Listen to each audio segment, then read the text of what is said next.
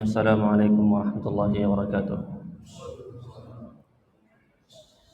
Innal hamdalillah nahmaduhu wa nasta'inuhu wa nastaghfiruh wa na'udzu billahi min shururi anfusina wa sayyiati a'malina may yahdihillahu fala mudilla lahu wa may yudlil fala hadiya lahu. Wa ashhadu an la ilaha illallah wahdahu la syarika lahu wa ashhadu anna Muhammadan 'abduhu wa rasuluhu alladzi la nabiyya ba'dahu. قال الله تعالى في القرآن الكريم يا أيها الذين آمنوا اتقوا الله وقولوا قولا سديدا يصلح لكم أعمالكم ويغفر لكم ذنوبكم ومن يطع الله ورسوله فقد فاز فوزا عظيما أما بعد.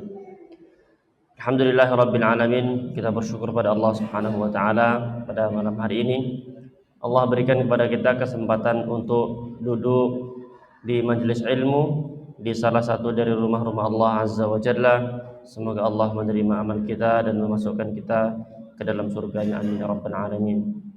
Dan nikmat ini adalah nikmat yang wajib untuk kita syukuri, karena kalau kita lihat di beberapa waktu terakhir ini, kita lihat di banyak kota itu banyak kajian yang dibatalkan dan diliburkan.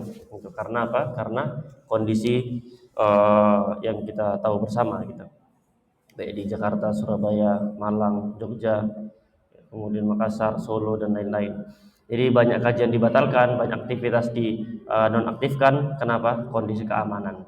Dan alhamdulillah Allah berikan kepada kita keamanan dan kenyamanan di masjid ini hingga kita bisa melaksanakan sholat maghrib dan kemudian kita lanjutkan dengan mempelajari ayat-ayat Allah Azza wa Jalla dan hadis-hadis Nabi Sallallahu Alaihi Wasallam. Dan ini adalah hal yang wajib kita syukuri, hal yang wajib untuk kita syukuri. Kita melanjutkan bahasan kita pada malam hari ini pada kitab Nudzah fil Aqidah al-Islamiyah. Kita masuk pada kandungan yang keempat dari beriman kepada Allah Azza wa Jalla. Pertemuan yang lalu kita sampaikan bahwasanya ya, beriman kepada Allah Azza wa Jalla mengandung 4 hal. Yang pertama, beriman atas adanya Allah Azza wa Jalla. Yang kedua, mengimani perbuatan Allah Azza wa Jalla, Allah menghidupkan, mematikan, menurunkan hujan dan lain-lain.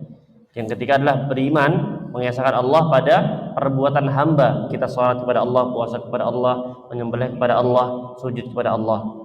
Dan yang keempat adalah mengimani nama dan sifat-sifat Allah Azza wa Jalla. Dan ini adalah hal yang akan kita bahas malam hari ini insyaallah taala.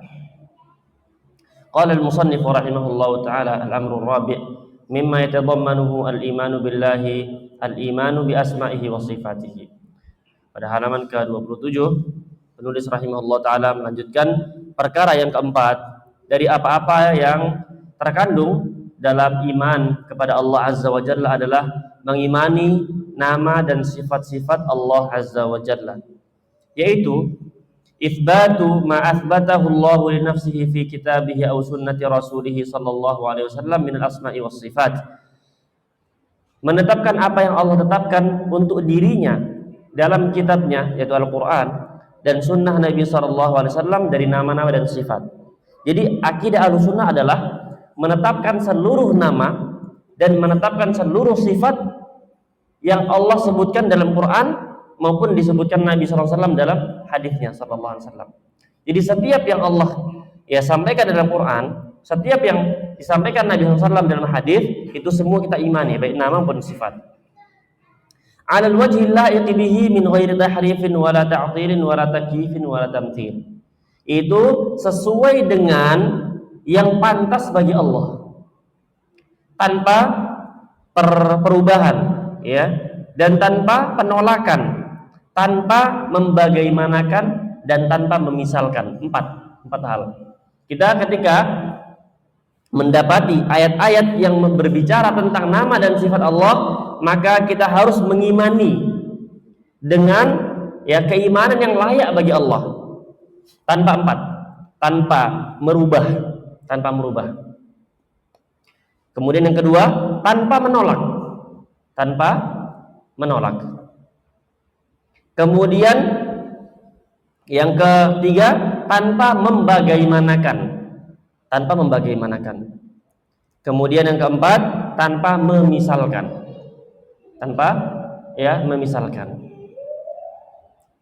Karena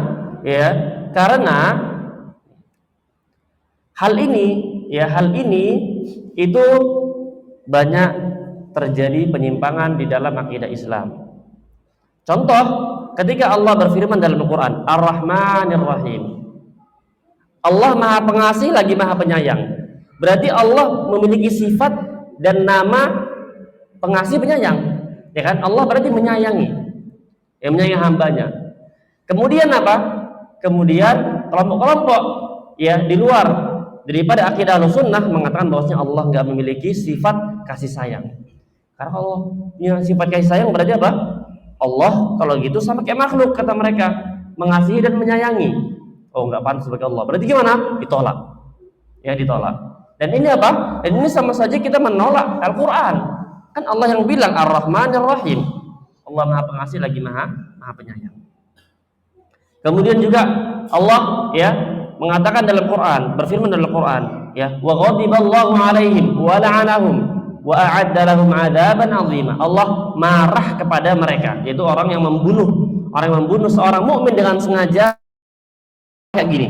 Nanti darahnya naik, kemudian ke jantung, ke segala macam. Ada yang memisalkan Allah marah sama kayak hanya diberitahu oleh Allah memiliki sifat marah. Allah marah kalau ada orang membunuh orang muslim tanpa hak dengan sengaja. Allah marah, kata Allah. Surah An-Nisa, wa ghadiballahu alaihim wa la'anahum. Allah laknat mereka. Wa adalam adzaban 'azim. Allah siapkan bagi mereka azab yang pedih, yang membunuh satu nyawa dari seorang muslim tanpa hak. Nah, Allah bilang Allah marah, tapi Allah nggak bilang bagaimana Allah marah. Allah nggak bilang kayak gitu. Apakah kemudian nanti mereka nanya, sebagian bertanya, kalau gitu darahnya apakah darah naik, kemudian ke jantung, segala macam. Kita bilang, Allah nggak sampaikan itu. Kita hanya mengimani Allah marah. Bagaimananya kita nggak tahu. Bagaimana kita nggak tahu. Nah, bagaimana kita nggak tahu. Nah, ini adalah akidah Ahlussunnah wal Jamaah. Jadi mengimani apa yang Allah sampaikan tanpa merubah. Nah, Allah berfirman dalam surat Al-A'raf ayat 180. Walillahil asmaul husna fad'uuhu biha. Hanya milik Allah lah nama-nama yang maha baik. Fad'uuhu biha. Berdoalah dengan nama-nama tersebut. Jadi kita disunnahkan ketika berdoa itu menggunakan nama-nama asmaul husna. Jadi ya Ghafur. Penulis rahimahullahu taala menyebutkan ada dua kelompok yang menyimpang dalam masalah ini. Beliau mengatakan, wa qad dhalla fi hadzal amr ta'ifatan. Dan sungguh telah menyimpang pada masalah ini dua kelompok. Pada masalah nama dan sifat Allah itu dua kelompok. Ihdahuma, salah satunya adalah al-mu'attilah, orang-orang yang menolak nama dan sifat Allah. Alladzina ankarul asma'a was sifat aw ba'daha za'imina anna itsbataha lillahi yastalzimu tashbih. Ay tashbihullah ta'ala bi khalqihi wa hadha za'mu batilun. Yaitu orang-orang yang menolak nama dan menolak sifat-sifat Allah atau menolak sebagian dari nama dan sifat Allah.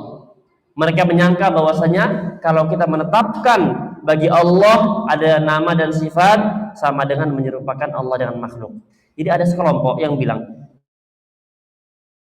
beliau sebutkan contoh-contohnya insyaallah taala.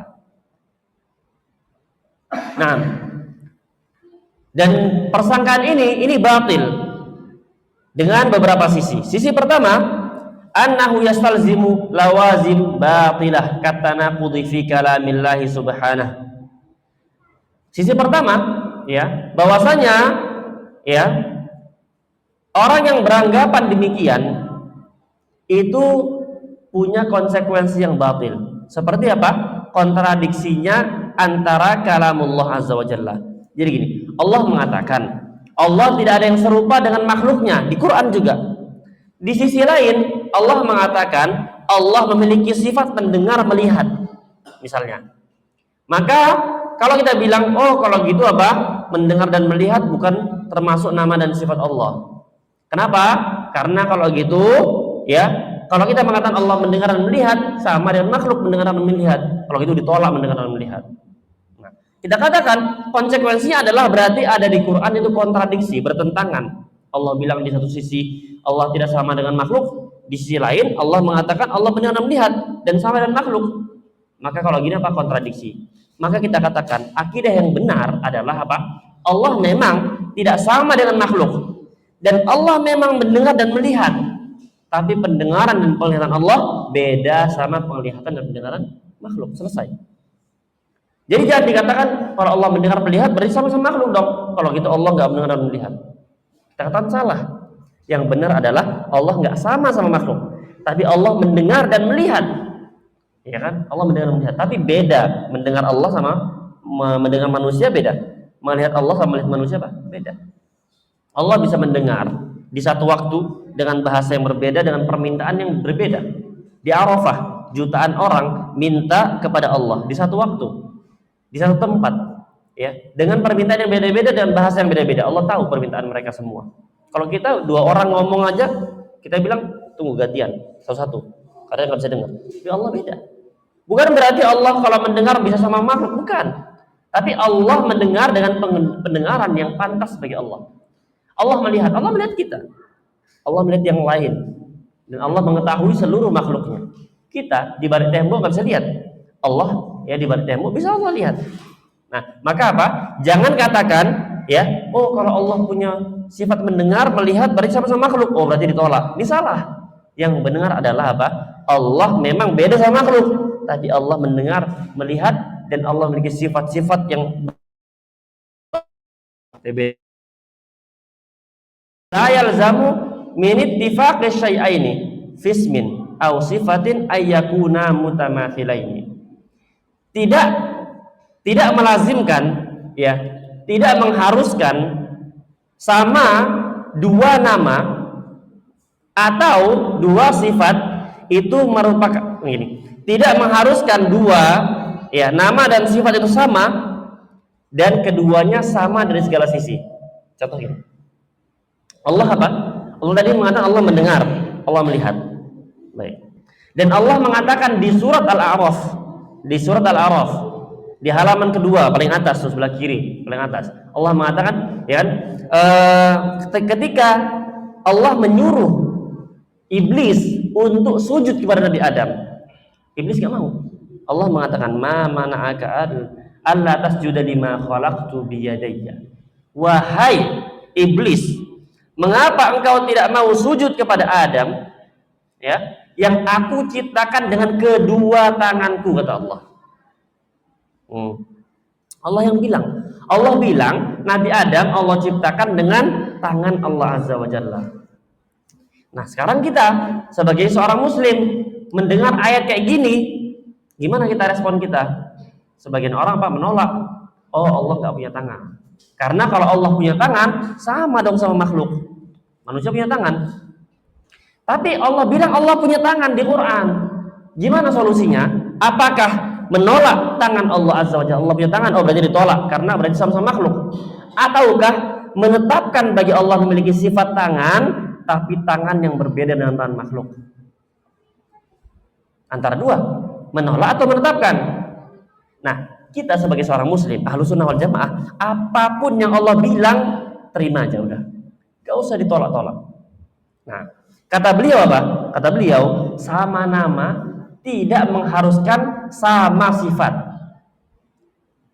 Kemudian beliau lanjutin, fa anta tara asyakhsaini yattafiqani fi anna kullan minhuma insanun sami'un basirun mutakallimun wa la yalzamu min dzalika ayatamathala fil ma'anil insaniyah was sam' wal basar wal kalam. Engkau melihat dua orang manusia, sama-sama manusia, sama-sama mendengar, sama-sama melihat, sama-sama bisa bicara, tapi tidak mengharuskan keduanya jadi semisal, ya, semisal pada mana-mana kemanusiaan seperti mendengar, melihat, dan berbicara. Contoh gini,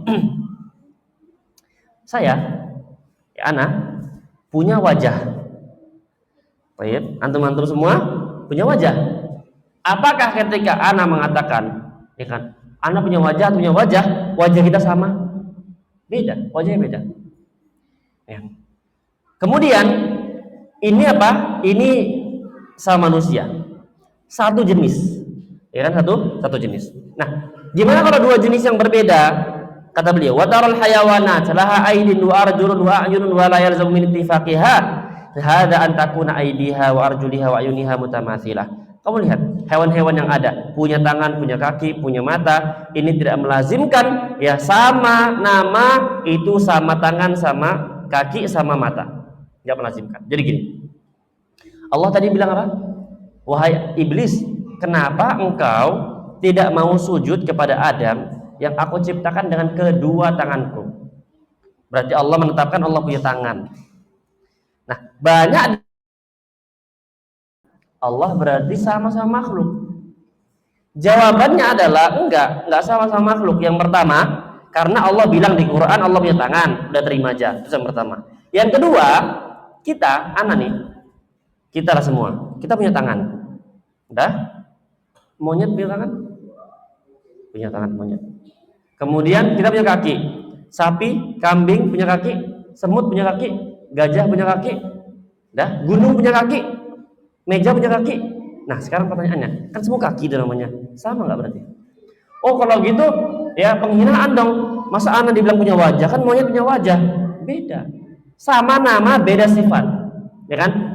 Allah bilang Allah punya tangan. Apakah berarti tangan Allah sama kayak tangan kita? Beda.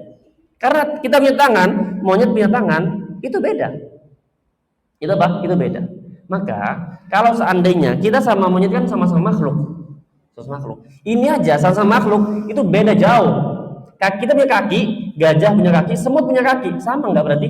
Oh kalau gitu sama dong kamu sama gajah. Kenapa? Sama-sama punya kaki. Tuh, beda. Gajah punya kaki, kita punya kaki, semut punya kaki, tapi kaki kita beda. Maka ketika Allah mengatakan Allah punya tangan, bukan berarti Allah sama-sama makhluk. Allah memang punya tangan, jangan ditolak. Tapi apa? Tangan Allah beda sama tangan makhluk. Baik. Wadih? Nah, jelas insyaallah. Nah, kemudian itu sama dengan seluruh nama dan sifat Allah. Seluruh nama dan sifat Allah. Sekarang gini, ini yang paling yang paling banyak tersebar.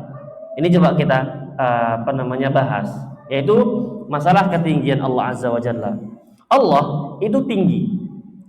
Allah itu ya ketika ditanya di mana Allah. Nah, banyak yang mengatakan apa? Allah tidak di mana-mana atau Allah di mana-mana. Allah tidak di mana-mana atau Allah di mana-mana. Ini pernah ditanyakan oleh Nabi SAW kepada budak wanita, "Aina Allah?" Qala fis sama. Yang maksudnya Allah itu tinggi di atas langit. Kemudian Nabi SAW menyuruh tuannya untuk membebaskan budak wanita ini karena dia seorang mukminah. Karena apa? Mengimani Allah itu di atas. Nah, sekarang kita jangan dulu diskusi masalah kalau gitu. Ntar dulu. Kita baca dulu Al-Qur'an aja. Kita bacakan Al-Qur'an dulu ketika Allah mengatakan wa huwal qahiru fawqa ibadihi. Dia maha perkasa, dia di atas hambanya. Allah yang bilang Allah apa? Fawqa ibadihi. Allah di atas hamba-hambanya. Dan Allah berfirman di surah Al-A'la, "Sabbihisma rabbikal a'la." Ya, pujilah, sucikanlah Allah yang maha tinggi. Allah maha tinggi. Nah, ketika Allah mengatakan, "Tsummastawa ilas sama." Kemudian Allah itu beristiwa di atas, ya, di atas langit.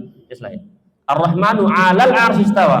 Ar-Rahman itu di atas arsy. Di atas arsy itu istawa.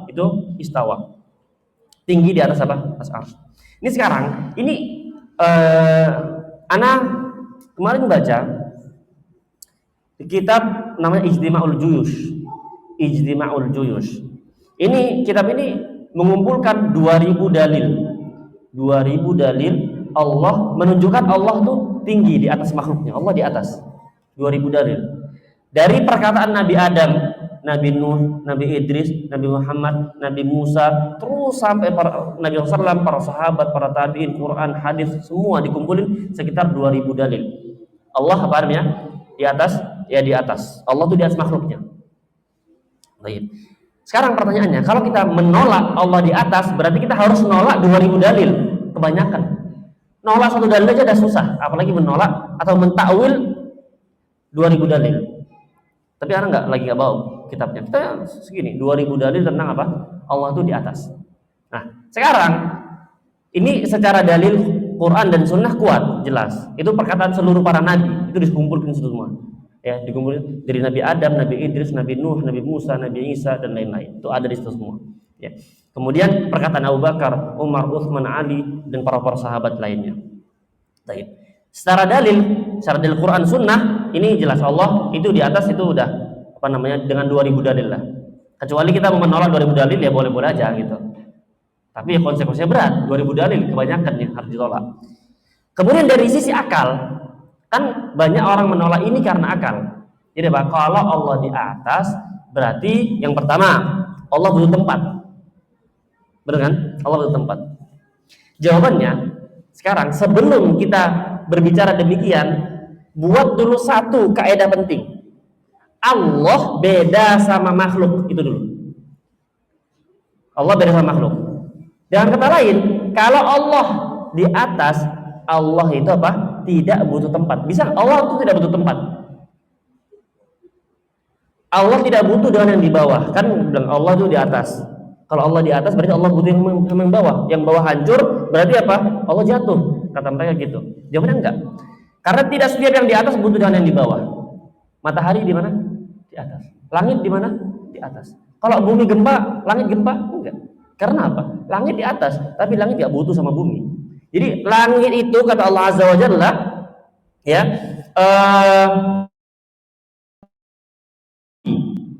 tapi kalau bumi hancur, langit tidak hancur. Bumi gempa, langit tidak gempa. Itu menunjukkan bahwasanya secara ya indrawi tidak setiap yang di atas butuh sama yang di bawah. Karena ada sesuatu yang di atas. Karena ada yang di atas, dia itu apa? Tidak butuh pondasi bawah. Di antaranya apa? Langit, matahari dan lain-lain. Nggak butuh sama yang bawah. Allah nggak butuh sama makhluknya. Ini poin pertama. Poin kedua, tidak mesti sesuatu yang di atas lebih kecil daripada yang di bawah. Nggak mesti. Kan kalau gitu Allah ya butuh sama arsy, Allah lebih kecil daripada arsy. Jawabannya enggak. Kenapa? Sama bumi sama langit. Besaran mana? Besar langit. Tapi apa? Langit tidak butuh kepada bumi dan langit lebih besar daripada bumi. Ya. Karena bumi itu kan bagian dari planet yang ada, dari semua galaksi yang ada, itu bumi cuma sebagian kecil aja. Kita di bumi kita melihat di atas, tapi yang di atas kita, alam semesta itu apa? Lebih besar daripada apa? Bumi yang kita bicarain. Intinya, ketika Allah mengatakan apapun itu terima aja udah. Jangan ditolak. Tapi punya satu kaidah penting. Sifat dan nama Allah beda sama makhluk, itu dong. Sifat dan nama Allah beda sama makhluk. Ketika Allah mengatakan Allah mendengar, Allah melihat, Mu'tazilah bilang apa? Kalau Allah mendengar melihat berarti apa? Berarti kalau gitu sama makhluk, dengar melihat, ditolak. Lu jangan ditolak. Mendengar melihat Allah tetap ditetapkan, tapi apa? Persamaannya yang ditolak. Jadi Allah mendengar melihat tapi beda sama mendengar melihat Allah. Apa makhluk? Allah marah beda sama marah makhluk. Allah sayang beda sama sayang makhluk. Allah memiliki tangan beda sama tangan makhluk. Allah memiliki mata beda sama makhluk. Allah memiliki kaki beda sama kaki makhluk. Gitu simpel. Ya. Dan apa? Dan itu hal yang kalau kita ya buka Quran dan buka hadis dan kita punya kaidah dasar. Kaidah dasarnya apa? Kaidah dasarnya Allah kalau udah tetapkan, kita ikut tetapkan. Kaidah dasar satu. Kaidah dasar dua adalah ketika Allah itu menetapkan suatu, ketetapan tersebut beda sama ketetapan makhluk. Ya kan? Ini kaidah dasar dua. Yaitu kalau Allah bilang Allah mendengar, beda sama dengan makhluk. Ini kaidah dasar dua. Ya. Konsekuensinya adalah kita menetapkan bagi Allah seluruh yang Allah tetapkan dengan penetapan yang berbeda sama makhluk. Jadi dengan dua kaidah dasar kita memiliki konsekuensi yang tepat. Jangan langsung dikatakan kalau Allah kayak gini sama dengan makhluk. Jangan demikian. Nabi SAW itu bersabda, yanzilu rabbuna. Allah turun ila samai dunya, ke langit paling bawah. Hina yabqa thuluthul lail akhir, tatkala sepertiga malam terakhir. Kemudian Allah melanjutkan, Nabi SAW melanjutkan hadisnya. Nah, sekarang jangan tolak hadis ini pakai akal. Sebagian orang tolak hadis ini pakai akal. Kalau Allah turun sepertiga malam terakhir, berarti Allah turun ke alam, berarti hancur dong, kan Allah besar. Kalau Allah turun seperti malam terakhir, berarti Allah turun terus. Kan seperti malam terakhir apa? Terus apa? Terus bergulir. Jawabannya adalah hal ini min ghairi takyifin, kata beliau tadi, tanpa membagaimanakan. Terima aja. Kan Nabi yang bilang, Nabi SAW bilang Allah turun ke langit dunia, langit paling bawah sepertiga malam terakhir. Gimana caranya? Gak tahu, kita gak dikasih tahu sama Nabi SAW. Ya, jadi yang pertama kaidahnya adalah jangan tolak dulu, jangan tolak apa yang Nabi bilang sallallahu alaihi wasallam.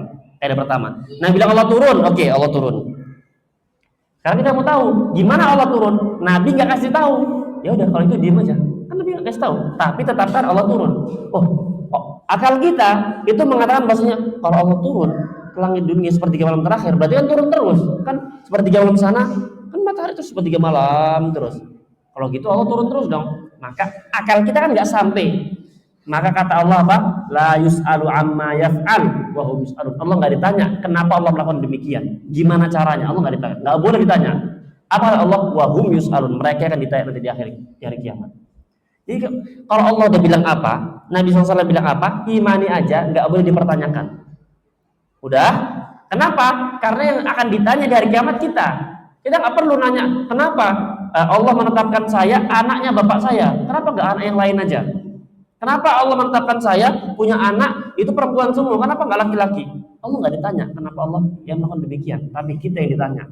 Apakah kita sudah memegang amanah tersebut? Jadi apa? Apa kata Allah? La yus'alu amma yaf'al wa hum yus'alun. Allah nggak ditanya kenapa Allah melakukan, tapi kita yang ditanya kenapa kita apa melakukan demikian. Baik, ini yang pertama. Jadi sebenarnya akidah Ahlussunnah gampang. Terima apa kata Allah, terima apa kata Nabi SAW, tanpa menolak dengan akal, tanpa membagaimanakan, tanpa memisalkan. Oh, tangan Allah kayak gini, jangan. Oh, berarti tangan Allah kayak mana? Jangan ditanya. Allah nggak kasih tahu. Allah nggak kasih tahu. Oh, kalau gitu nggak punya tangan dong. Loh, jangan ditolak. Allah yang bilang di Quran. Berarti gimana? Terima aja, tapi yakini beda sama seluruh tangan makhluk. Dah, itu doang. Allah di atas, beda sama apa? Kita di atas kursi, beda. Beda sama apa? Ya, di atasnya makhluk. Udah, terima tanpa menanyakan gimananya dan tanpa ditolak. Udah gitu aja, simpel. Jadi nggak usah terlalu dipikir tentang Allah. Tentang Allah nggak usah terlalu dipikir gimana. Kalau gitu kayak mana, kayak gini. Kalau gitu kayak mana? Kalau itu sebelum Allah kayak mana? Sebelum Allah menciptakan, masa Allah sendirian ngomong-ngomong aja? Jangan ditanya, itu nggak boleh. Itu apa? Nggak boleh. La yus'alu amma yaf'alu wa hum yus'alun. Allah nggak ditanya kenapa dia melakukan demikian, tapi kalian yang ditanya kata Allah Azza wa Jalla nanti di hari kiamat. Jadi kaidahnya apa? Semua yang Allah tetapkan, semua yang Nabi Muhammad SAW tetapkan itu terima aja. Walaupun nggak masuk di akal kita. Walaupun nggak masuk di akal kita. Terima aja. Ya kan, karena kita nggak boleh nanya-nanya gitu. Kayak misalnya dia nanti di hari kiamat Allah siapkan untuk orang yang masuk surga bidadari. Sifat bidadarinya adalah, ya, kata Nabi SAW, tura qalbuha, akan dilihat qalbu, jantung. Jadi bidadari saking cantik, saking putihnya, jantungnya kelihatan. Jantungnya ini kelihatan dari luar. Sampai suaminya, yaitu suami yang nanti masuk surga, itu bisa kacaan. Jadi ngaca di jantung bidadari. Keningnya, sumsumnya kelihatan saking cantiknya. Loh, kita lihat sekarang kabur. Coba aja, saking nggak bisa kayak gitu. Baik, itu kayak gitu. Ya, tadi apa? Tapi itu bidadari. Nah, kemudian gimana? Kita nggak bisa Kita nggak bisa membayangkan. Akal kita nggak sampai. Maka apa? Jangan diapain? Jangan ditolak. Karena kan Allah dan Nabi SAW yang cerita, Nabi cerita, jangan ditolak, tapi diimani aja. Gimana akal kita nggak sampai? Ya udah nggak apa-apa, imani aja. Dan juga Nabi SAW mengatakan apa? Tajri al-anhar min ghairi ukhdud.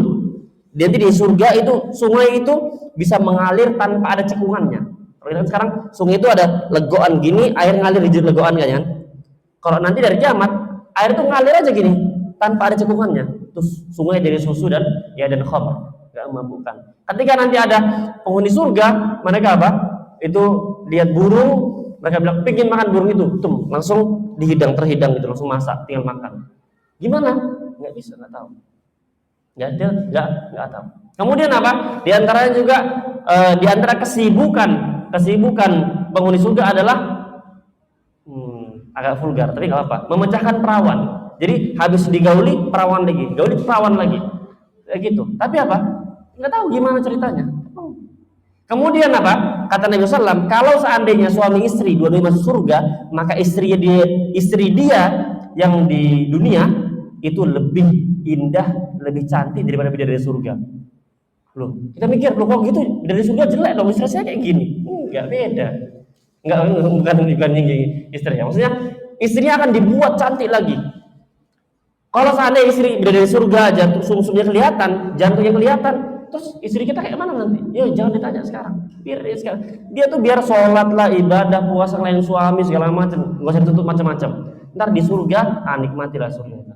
Gimana? Nggak bisa mikir kita. Kenikmatan surga aja kita nggak bisa, nggak masuk di akal kita. Apalagi tentang Allah Azza wa Jalla. Maka jangan dipikir perkara-perkara ghaib. Kita hanya dituntut untuk apa? Mengerjakan perintah, meninggalkan larangan. Udah. Adapun perkara ghaib nggak usah terlalu dipikir. Nggak usah terlalu apa? Dipikir. Matahari didekatkan, nanti didekatkan di padang mahsyar 1 mil, ya 1 mil. Kemudian orang berjejer, ada yang sampai mata kaki, ada yang tenggelam di sini, tenggelam dengan keringatnya. Sampingnya itu sama sekali nggak ada keringatnya. Kok bisa? Kan air itu kan mengalir. Dia nggak tahu. Itu nggak bisa kita cerna sekarang. Tapi itu masalah apa? Ghaib. Masalah ghaib. Alam barzakh. Nanti alam barzakh kuburan disempitkan bagi pelaku dosa sampai hancur tulang-tulangnya, dibukakan pintu neraka. Coba kita gali, nggak ada kayak gitu. Tapi ini perkara ghaib, alam barzakh. Imani, jangan tanya kayak mananya. Karena kalau kita berani menolak, berani mempertanyakan, siap-siap aja. Nanti kita akan apa? Diazab oleh Allah Azza wa Jalla. Imani aja. Kita hanya dituntut apa? Ya, melakukan perintah, meninggalkan larangan. Orang beriman kata Allah, Al-Baqarah yang awal-awal, alladzina yu'minuna bil ghaibi. Bedanya orang beriman sama munafik apa? Mereka beriman terhadap hal-hal ghaib. Memang nggak bisa, tapi hal-hal ghaib mereka imani. Ketika nanti seorang mau meninggal, maka malaikat itu datang berbondong-bondong dari langit, dan malaikat itu, pasukan malaikat maut duduk di hadapan orang yang mau meninggal. Jumlahnya sejauh mata memandang. Sampai akhirnya semua dipersiapkan, malaikat maut datang. Dengan kondisi semua malaikat yang pasukannya malaikat maut tuh udah siap semua sejauh mata memandang. Kita nggak kelihatan. Ada orang sakaratul maut nih, itu di depan dia ini sampai sejauh mata memandang malaikat semua menunggu apa? Malaikat maut datang. Bawa kain dari surga kalau yang penghuni orang baik, atau bawa kain dari neraka kalau penghuni yang neraka nantinya. Dan itu kita nggak tahu ilmu gaib Allah Azza wa Jalla. Maka imani saja. Ini aja masalah ini kita nggak bisa cerna, apalagi tentang hakikat Allah Azza wa Jalla. Kalau kita nggak bisa cerna, jangan dipikir. Udah, Allah bilang kayak gini, udah terima aja. Nggak usah ditolak-tolak, nggak usah digimana-gimana, nggak usah dipertanyakan. Baik. At-Taif Atsaniyah. Ini tadi yang pertama, yaitu yang menolak. Yang kedua adalah kelompok kedua, yaitu al-musyabbihah, yaitu orang yang menyerupakan Allah dengan makhluknya. Tapi ini sekarang udah apa? Udah musnah, udah nggak ada lagi kayak gini. Jadi Allah bilang Allah punya tangan, oh tangan Allah sama kayak tangan saya. Allah mendengar, Allah melihat, oh mendengar Allah sama kayak pendengaran saya. Ini sekarang udah nggak ada, nggak ada. Sekarang nggak ada. Ada orang yang mengatakan bahwasanya dia sama Allah sama. Jadi pendengaran dia sama kayak pendengaran Allah. Nggak ada, udah nggak ada lagi. Ya. Sawana. Tapi nggak tahu kalau seandainya sekarang masih ada orang yang menganggap bahwasanya kekuatan dia sama kayak kekuatan Allah. Kayaknya nggak ada. Nggak ada. Kemudian di sini ada beberapa alasan. Berapa menit lagi? Insya Allah. 7. 10 menit. Nah. Baik. Ini ada beberapa sisi kata beliau. Batilnya akidah ini. Akidah yang mengatakan Allah punya nama, punya sifat. Oh, sama kayak saya. Nama dan sifat Allah. Nah, ini batil. dengan beberapa alasan. Yang pertama, anna musyabahatallahi ta'ala li khalqihi amrun yubtiluhul aqlu wa syar'u. Bahwasanya kesamaan antara Allah dan makhluknya ini adalah perkara yang diingkari oleh akal dan syariat. Gak ada akal sehat yang mengatakan ada makhluk sama Allah Azza wa Jalla sama, nggak mungkin. Kalau misalnya ada Allah Azza wa Jalla sama makhluknya sama, nggak mungkin ada akal yang menerima hal tersebut. Karena kalau gitu nggak usah disembah Allahnya. Karena apa? Sama-sama makhluk kok. Ya kan, sama-sama makhluk. Baik. Kemudian yang kedua, annallaha ta'ala khatabal ibada bima yafhamuna min haitsu aslil ma'na, min haitsu aslul ma'na. Maksudnya Allah Azza wa Jalla itu memberikan informasi kepada hambanya terhadap apa yang mereka fahami dari asal makna. Amal haqiqah, adapun hakikatnya, wal kunhu, dan kaifiyat hakikatnya alaihi dzalikal ma'na fahuwa masa'tharallahu ta'ala bi'ilmihi fi ma yata'allaqu bi dzatihi wa sifatihi. Itu sesuatu yang Allah sembunyikan di dalam ilmu ghaibnya dan pada apa-apa yang berkaitan dengan zat dan sifatnya. Jadi gini, Allah kan bilang Allah mendengar, Allah melihat. Allah bilang Allah sayang, Maha Pengasih, Maha Penyayang. Kita mendengar, kita melihat. Kita ada kasih, ada sifat kasih, ada sifat apa? Sayang. Nah, dari sisi asal makna sama-sama mendengar, tapi dari sisi hakikat pendengaran beda. Ya kan? Kita punya sifat mendengar. Kelawar punya sifat mendengar. Sama nggak? Beda. Pendengaran kita beda. Nah, maka apa? Akidah yang mengatakan semua sifat yang menyerupai makhluk ditolak, ini akidah yang batil. Yang benar adalah tetapkan sifat itu dan nama itu bagi Allah, tapi yang dibedakan, yang ditolak adalah persamaan dengan makhluk. Sama-sama makhluk, enggak, beda. Tolak sifatnya, jangan ditolak. Tetapkan sifatnya dengan apa? Menafikan persamaan dengan apa? Makhluk. Sama kayak tadi, kambing punya kaki, kita punya kaki. Jangan tolak kita punya kaki, kambing punya kaki. Tetapkan kita punya kaki, kambing punya kaki, tapi tolak persamaannya. Beda, ya. Tolak persamaannya, kesamaan antara kaki kita sama makhluk sama kambing itu ditolak. Jadi kita punya kaki, kambing punya kaki dengan kaki yang cocok buat kambing dan cocok buat apa? Buat manusia. Baik. Kemudian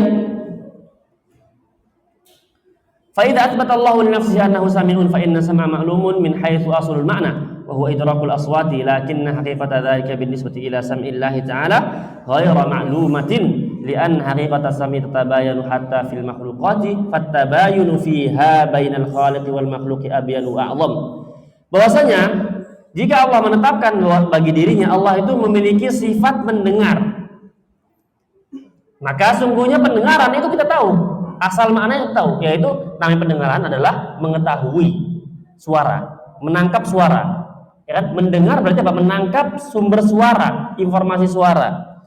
Tapi hakikatnya jika ditinjau dari pendengaran Allah ini beda dan kita nggak tahu. Ya, karena sungguh hakikat pendengaran sesama makhluk saja beda. Maka jika itu beda sama makhluk, maka perbedaan dengan pencipta dan yang diciptakan yaitu Allah dan makhluk adalah lebih beda lagi. Jadi ketika makhluk mendengar, ya, hewan mendengar, manusia mendengar, mendengarnya beda. Apalagi Allah mendengar, manusia mendengar, lebih beda lagi. Ya kan? Itu suatu hal yang apa? Yang kita yakini semua. Kita yakini semua. Nah, kemudian beliau sebuah contoh. Ini pembahasan terakhir kata beliau, wal imanu billahi ta'ala ala ma wasafna yuthmiru lil mu'minina thamaratin jaliyah. Beriman kepada Allah terhadap apa yang telah kami sebutkan itu memiliki buah bagi orang mukmin, ya, yang bagus, yang indah. Jadi di antara hikmah dan faedah dari mengimani tentang Allah dari apa yang kita bahas dari sebelum-sebelumnya sampai sekarang itu ada beberapa. Yang pertama, di antara buah mengimani Allah Azza wa Jalla adalah yang pertama, tahqiqu tauhidillah. merealisasikan tauhid kepada Allah. Merealisasikan tauhid kepada Allah Azza wa Jalla. Bihaitsu la ta'allaqu bi ghairihi raja'an wala khauf wala ya'budu ghairahu. Ya, yang mana dia tidak menggantungkan kepada selain Allah dari harapan, rasa takut dan sesembahan. Nah, jadi kalau kita mengimani Allah itu ada, Allah itu memiliki perbuatan yang bagus, yang indah, kita menyembah kepada Allah dan Allah memiliki sifat dan nama yang indah, maka ini merealisasikan tauhid. Kita hanya menyembah Allah, berharap pada Allah dan takut hanya kepada Allah. Yang kedua, kamalu mahabbatillahi ta'ala wa ta'zimihi bimuqtada asma'illahi al-husna wa sifatihi al-ula, yaitu kesempurnaan kecintaan kepada Allah dan pengagungannya dari konsekuensi nama dan sifat Allah Azza wa Jalla. Jadi kalau kita meyakini Allah memiliki nama yang sempurna, sifat yang sempurna, ini akan melahirkan apa? Kecintaan kepada Allah. Kalau kita meyakini Allah itu memberi rizki, kita semakin cinta sama Allah, semakin apa? Ya, nurut sama Allah. Kenapa? Karena kita tahu semua ini Allah yang kasih.